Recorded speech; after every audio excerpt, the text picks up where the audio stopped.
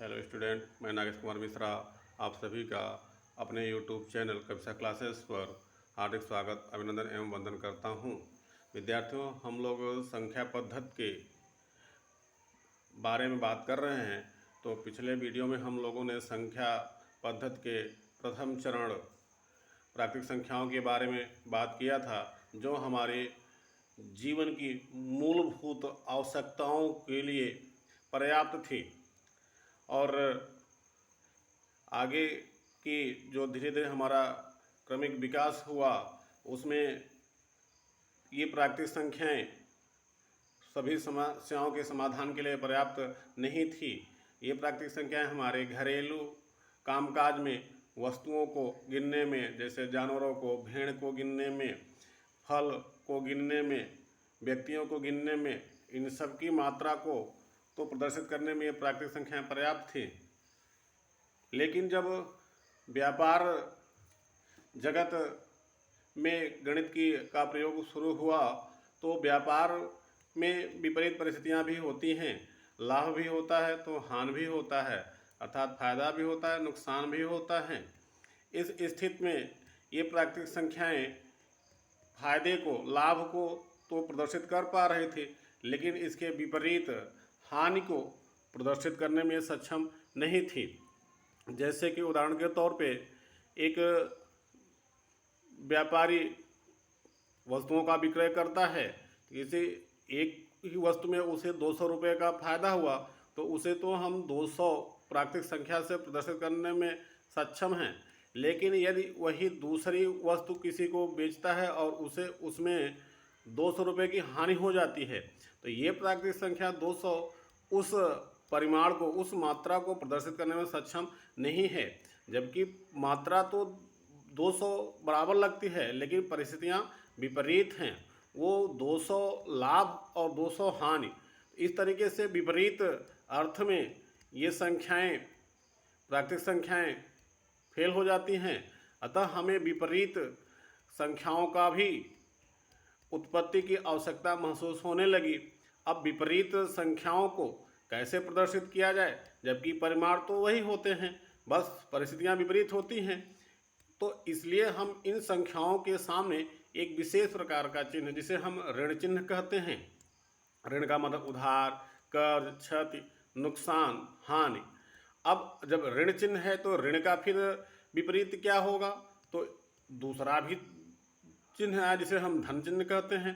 तो इस प्रकार से धन चिन्ह और ऋण चिन्ह आए, अर्थात धनात्मक संख्याएं आई और ऋणात्मक संख्याएं आई। इस प्रकार धन चिन्ह और ऋण चिन्ह, धन चिन्ह अर्थात पॉजिटिव साइन, ऋण चिन्ह अर्थात निगेटिव साइन।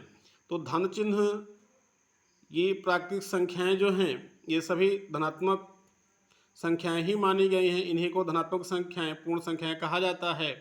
इनके सामने प्लस चिन्ह लगाइए, अन्यथा न लगाइए। प्लस चिन्ह शुरू में जब प्राकृतिक संख्याएं का निर्माण हुआ तो उसमें प्लस चिन्ह नहीं था। बाद में जब धनात्मक पूर्ण संख्याएं आई तो उसमें प्लस चिन्ह लगने लगा। इसलिए प्लस चिन्ह का लगा होना अनिवार्य नहीं है। यदि किसी संख्या के सामने कोई चिन्ह नहीं है तो हमेशा प्लस चिन्ह ही माना जाता है, यह अंडरस्टूड है।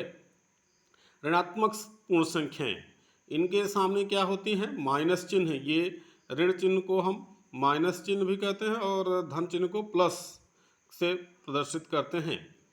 अब ये आपकी क्या होंगी, ऋणात्मक पूर्ण संख्याएं। इनके सामने वही प्राकृतिक संख्याएं होती, इनके सामने माइनस चिन्ह लग जाने से ये उन प्राकृतिक संख्याओं की विपरीत संख्याएं हो जाती हैं, जो कि वस्तुओं की क्षति, नुकसान, हानि को प्रदर्शित करते हैं। इस तरीके से जो दो प्रकार के चिन्ह हैं, धन चिन्ह और ऋण चिन्ह, जिसमें से ऋण चिन्ह अति संवेदनशील होता है। ऋण चिन्ह से हमेशा हमें सावधान रहना चाहिए।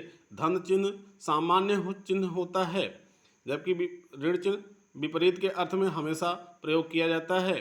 किसी भी शब्द के सामने, किसी भी मान के सामने ऋण चिन्ह लग जाए तो उसका मतलब वो विपरीत, विलोम हो जाता है।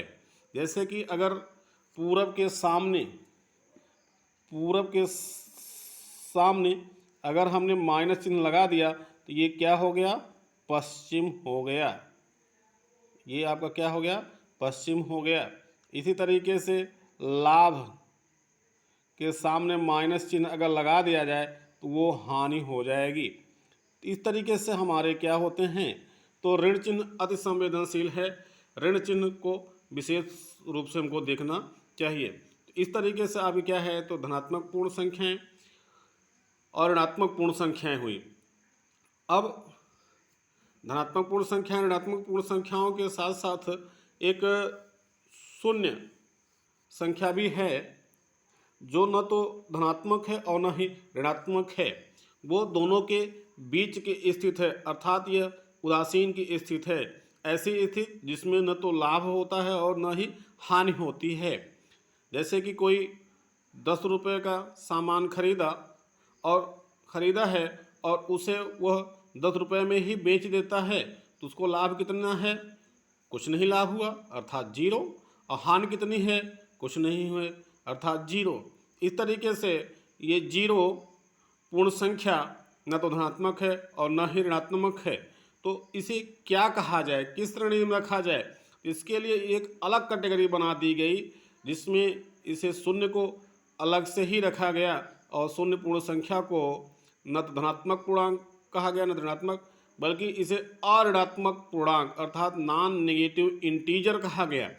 अधनात्मक भी कहा जाता सकता है, लेकिन धनात्मक साधारण है। हमें बताया ना, धनात्मक से हमको बहुत सावधान नहीं रहना, हमें ऋणात्मक से सावधान रहना है। तो शून्य ऋणात्मक नहीं है, धनात्मक है कि नहीं है इससे बहुत मायने नहीं रखता, लेकिन यह ऋणात्मक नहीं है, ये विशेष रूप से ध्यान रखना है। इसलिए हम जीरो को अऋणात्मक पूर्णांक कहते हैं।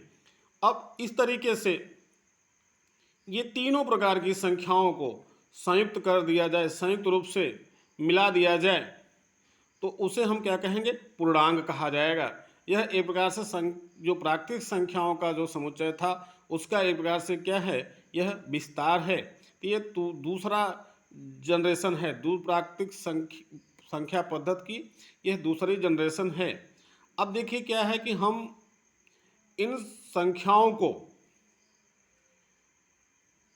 संख्या रेखा पर एक सरल रेखा पर प्रदर्शित करते हैं सुविधानुसार, जिससे कि इनको समझने में हमको आसानी हो जाती है। तो संख्या रेखा पर हम क्या करते हैं, उसके मध्य बिंदु को जीरो, जिसको एक प्रकार से मूल बिंदु माना जा सकता है, यहीं से हमारी शुरुआत होती है। किसी चीज़ की शुरुआत जब कुछ नहीं है आपके पास, शुरू वहीं से होता है, तो उसे हम क्या बोलते हैं, शून्य।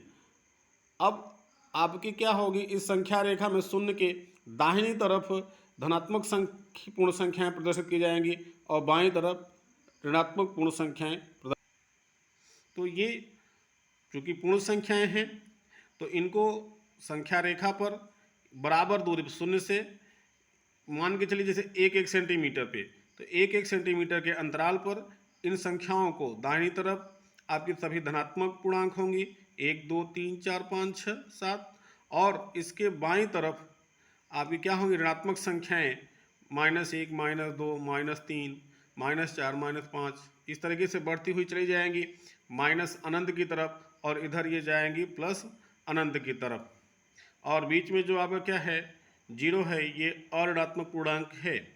तो इस तरीके से आपका क्या होता है, ये हमारे पूर्णांक संख्याएं होती हैं।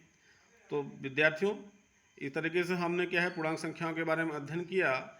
आपको यदि हमारा वीडियो पसंद आया हो तो आप इसको लाइक करिए, सब्सक्राइब करिए और अन्य विद्यार्थियों के पास भी इसको शेयर करिए, जिससे ज़्यादा से ज़्यादा लोगों को लाभ मिल सके। धन्यवाद।